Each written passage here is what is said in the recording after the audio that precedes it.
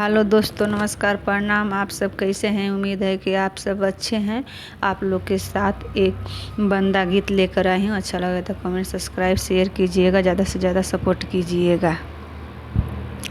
कोठा ऊपर बंदा सेटवा सवारे, कोठा ऊपर बंदा सेटवा सवारे, कोठा नीचे दुल्हनिया सुटवा सवारे, कोठा नीचे दुल्हनिया सेटवा सवारे, गजब रंगदार दुल्हनिया ले आवे, गजब रंगदार दुल्हा दुल्हनिया ले आवे, गजब रंगदार दुल्हा दुल्हनिया ले आवे, गजब रंगदार दुल्हा दुल्हनिया ले आवे।